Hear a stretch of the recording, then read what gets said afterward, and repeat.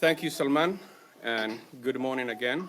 My name is Faisal Deri, and we're here gathered today with the community leaders, business leaders, and youth leaders from the Somali community and from the Muslim community in Minnesota. And we're gathered here today to fully support and endorse President Trump and JD fans.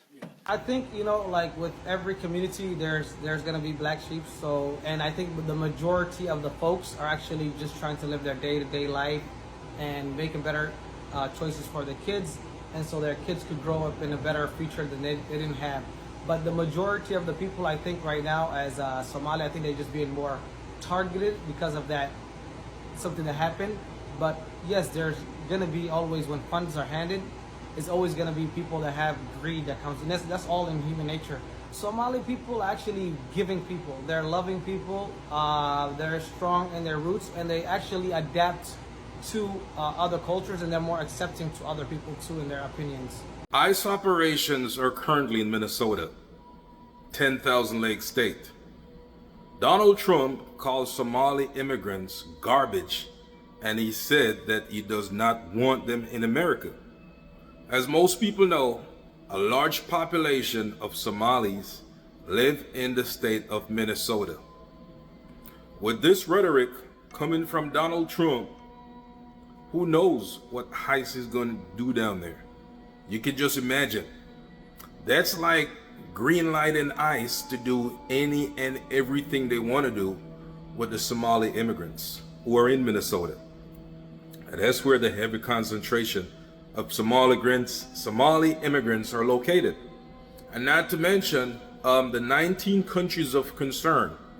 Remember those 19 countries that the MAGA administration listed as countries of concern? You know what I'm saying?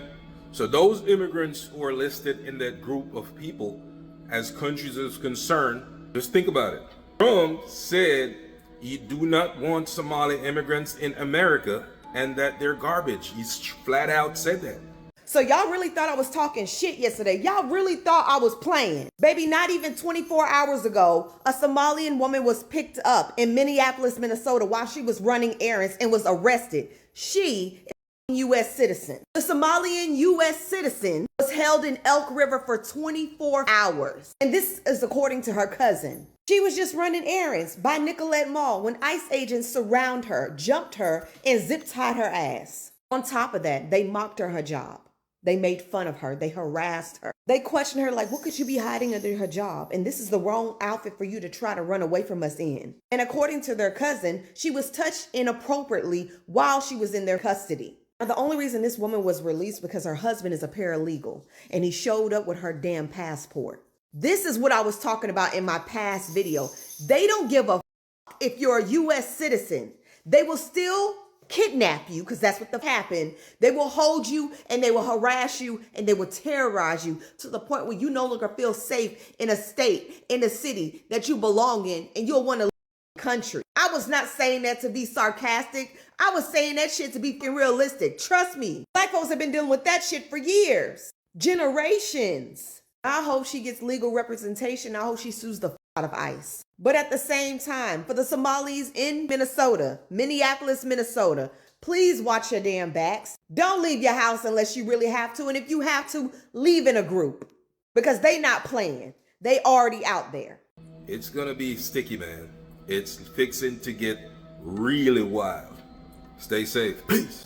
Hey everybody, I hope you're all doing okay. I wanted to come on here and tell you about a woman in our community who was detained by ICE agents and arrested for 24 hours. Her story is disturbing, disturbing, disturbing. She was out in community running errands when 2 cars pulled up with ICE agents and detained her. In that process, she identified herself and she let them know that she was a United States citizen. In the process, they sexually assaulted her. They made comments about her hijab, scarf, wondering what was underneath it. And it is incredibly disturbing. Hi guys, welcome to Rose M React. Thank you so much for your support and thank you so much for clicking on this video. If you're new here, please consider subscribing. So guys, have you noticed the shift happening right now? Somalis in America are saying they didn't expect things to get this bad. People are talking about deportations, TPS being cancelled, ICE raids in Somali neighborhoods, and families living in fear. And the most painful part of this conversation is the regret. The realization that Black Americans want them years ago, and many in the Somali communities do not listen. Now, the very policies the Black Americans fought against are coming for them. Let's get to the video, but before, let me play a few clips on the same, and I'll be back with my own commentary. All credit goes to the original creators of each and every video you see here, and their ads are included in the description box. Please support me by watching to the end. She spent 24 hours in jail, and her family is out talking about it. They did an interview with Fox 9 News. I will add a clip of it to this video. And I wanted to come on here and tell you about that specific case, because not only was this woman an illegal resident, she is a United States citizen who was born in this country. She's an American. And I feel really disturbed because her constitutional rights were violated. To have a woman in our community be assaulted by the same people who are supposed to enforce our laws is disturbing, it's disgusting, and it's telling of what's happening in our communities, and it's telling of what we've been saying since Monday, that these agents know that our community is 99% citizens and born here and first, second, and third generation Americans. They are not here to enforce immigration laws. They are here to harm our communities and to be violent towards us, and that is unacceptable. And so I just wanted to say, please be vigilant and make sure that you have your IDs with you. Make sure you have your passports with you when you're driving around. This woman, they did not let her go, and they arrested her for 24 hours until her husband was able to bring her passport ID and prove that she's a United States citizen. And it's disturbing to think about the times that we're living in, where we have to tell our community members to carry IDs with them and passports and otherwise. You have people who are supposed to enforce the laws in this country, but they are here to actually violate your constitutional rights. I will add the video. Please pray for her and her family as they navigate this horrific thing that happened to them. And I'll do another video doing a proper update and giving you all more resources. Really appreciate all of you for everything you're doing in your part. All right, bye. For decades, Black Americans have been the loudest voices warning about racism, anti-migrant policies, and the danger of supporting leaders who openly target minority groups. When DT first ran, Black Americans were the first ones shouting, "He does not like us. He does not like immigrants. He's coming for all of us." But many immigrant groups, including some Somalis, believed they would be safe. They thought aligning with the conservative politics would protect them. They thought distancing themselves from Black political struggles would shield them. Yet here we are. The same system they tried to stand apart from is now showing them what Black Americans have been warning about all along. What we are seeing now is not just deportation, it's a painful wake-up call. It's that moment when reality hits and people realize maybe we should have listened. Because Black Americans were not complaining for fun, they were not exaggerating, they were speaking from generations of lived experience, dealing with the discriminatory rules, biased systems, and politicians who use minorities as scapegoats.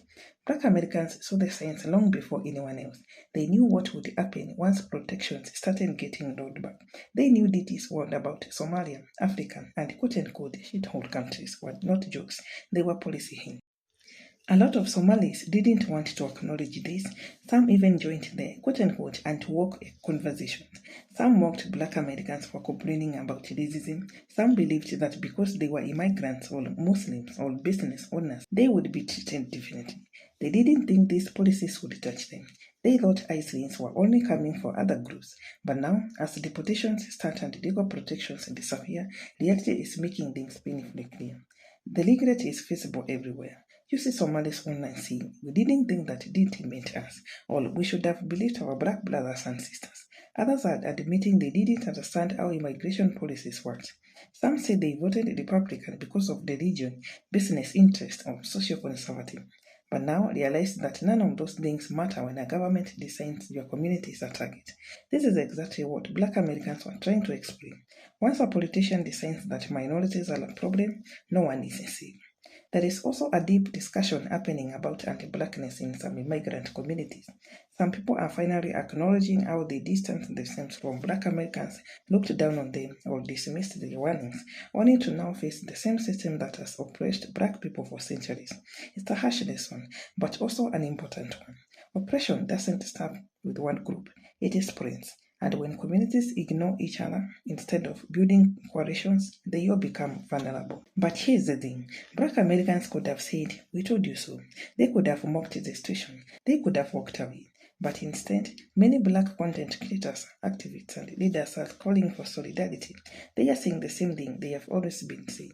We need each other because at the end of the day, the fight is bigger than one community. It's about protecting all minorities from policies designed to break them apart. What Somalis are feeling right now, fear, confusion, anger, regret, is something Black Americans deeply understand. They have lived it, they have survived it, and that's why their warning should have been taken seriously. But it's not too late to learn. It's not too late to build bridges. It's not too late to unite against policies that harm all immigrant and minority communities. This moment should be a wake-up call for everyone. Listen to the communities who have been fighting these battles the longest. Listen to Black Americans when they say a politician is dangerous. Listen when they talk about systemic racism. Listen when they warn about policies that target minorities. They are not complaining. They are trying to protect everyone. Let me know your thoughts in the comment section below. Thanks for watching. I'll see you in the next video.